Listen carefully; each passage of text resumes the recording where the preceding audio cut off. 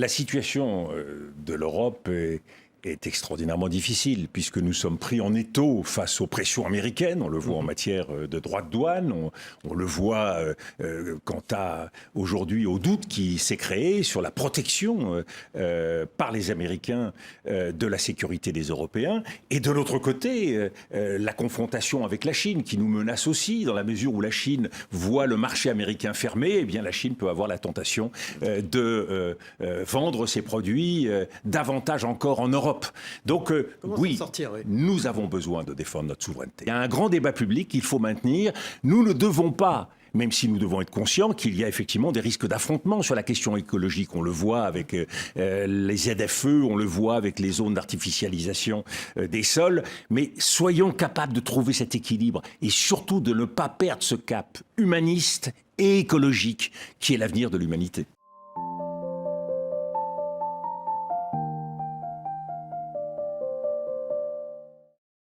L'Europe depuis... en 2017, vous disiez l'Europe est en danger.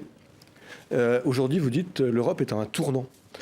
Comment aujourd'hui vous voyez cette Europe? Quelles sont les évolutions alors qu'on est dans une Europe avec des élus, des nouveaux dirigeants qui n'ont plus les mêmes visions? On parle de Mme Meloni, M.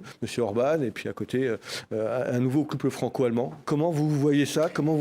Quelle est leur place? La situation de l'Europe est extraordinairement difficile, puisque nous sommes pris en étau face aux pressions américaines. On le voit en matière de droits de douane, on le voit quant à aujourd'hui au doute qui s'est créé sur la protection par les Américains de la sécurité des Européens. Et de l'autre côté, la confrontation avec la Chine, qui nous menace aussi, dans la mesure où la Chine voit le marché américain fermé, eh bien la Chine peut avoir la tentation de vendre ses produits davantage encore en Europe.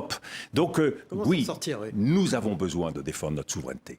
C'est vrai en matière militaire, mais c'est vrai aussi en matière économique. Nous avons besoin de constituer l'Europe en une forme de puissance. Et nous avons besoin sur le plan... Mais à autant, Dominique Villepin, oui, autant à 27 puissance, mais est-ce que c'est possible, mais aussi capacité technologique. Mais là où vous avez raison, c'est que pour être efficace, il faut donner l'exemple. Et je plaide pour qu'une avant-garde européenne, je pense à l'Allemagne bien sûr, je pense à l'Italie, je pense à l'Espagne et à quelques autres pays qui doivent aujourd'hui donner l'exemple pour s'organiser et en quelque sorte constituer cette avancée. Est-ce que le couple franco-allemand qui était un peu en difficulté ces dernières années, avec l'arrivée de Francis Merz, va changer, selon vous, quelque chose? Est-ce que ça doit rester la pierre angulaire de l'Europe, ou est-ce que finalement la redistribution pour constituer ce pôle d'avant-garde... Vous avez raison. L'arrivée de Friedrich Merz est un élément positif. On voit qu'une des premières décisions qui a été prise, avant même qu'il arrive d'ailleurs, c'est la levée du frein à la dette. Absolument. Donc il y a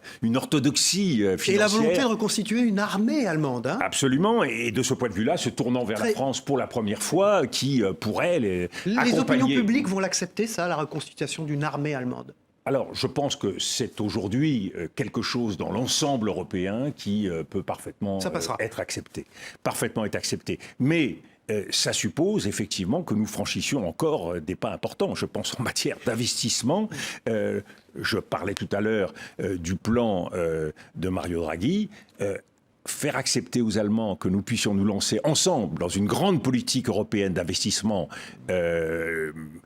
pour l'ensemble de l'Europe, c'est quelque chose qui va être difficile, effectivement. Bernard Arnault, hier, devant la commission parlementaire, a dit qu'il était très pessimiste sur un accord sur les droits de douane entre l'Europe et les États-Unis.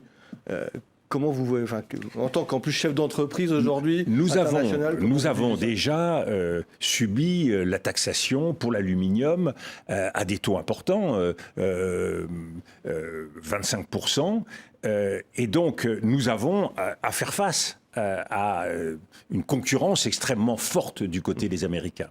10% de droits de douane en plus, et on ne sait pas ce que nous réserve au terme de la période de transition qui nous a été accordée. On ne sait pas à combien va se fixer effectivement cette hausse des droits de douane. Donc il faut être attentif sur ce qui doit être fait, mais nous avons des muscles, nous sommes capables nous aussi de riposter. Nous pouvons riposter sur les biens à hauteur de ce que les Américains nous menacent, et et nous avons déjà montré ce que nous pourrions faire, mais nous pouvons riposter également en ce qui concerne les services, et en particulier vis-à-vis des plateformes numériques qui ont une ambition très forte, et autant l'Amérique est déficitaire du côté des biens, autant elle est très lourde, très largement, au contraire, bénéficiaire du point de vue des services. Donc de ce point de vue-là, oui, nous devons nous défendre, et nous devons être capables de rechercher d'autres partenaires, d'autres alliances, avec les grands pays du Sud global, pour maintenir vivant un multilatéralisme, avec la Chine par exemple, en matière écologique.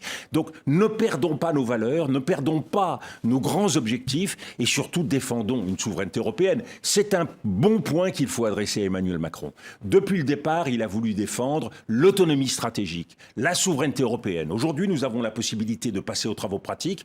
Vous avez raison, le franco-allemand ne suffit pas. Il faut en particulier aujourd'hui travailler avec un État comme la Pologne, par exemple, le triangle de Weimar. Nous avons des atouts pour avancer dans ce sens. Alors, justement, rapidement, un mot sur l'agriculture et le bio. Ça fait partie aussi des problématiques européennes et des enjeux avec les accords internationaux. Aujourd'hui, on voit que le bio est en difficulté. C'est les 40 ans du bio. On y consacre sur EBRA aujourd'hui un dossier. Et on voilà, quel est votre regard? Aujourd'hui, on voit que les subsides sont réduits pour développer le bio, et en même temps, on est dans du contradictoire puisqu'on veut développer et doubler la surface d'ici 2030. Et la question du bio est passionnante parce que c'est toute la question aujourd'hui de cette économie verte.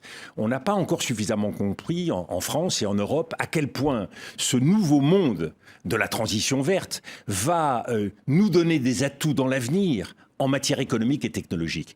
Les Chinois ont fait ce pari de passer très vite à une économie verte. Joe Biden voulait le faire avec l'Inflation Reduction Act. Nous-mêmes, soyons conscients que c'est un nouveau monde, une nouvelle économie dont nous allons entrer. Donc oui, le pari fait par nos agriculteurs d'avancer davantage vers le bio, le souci qu'ont les Français de leur propre santé, tout ça...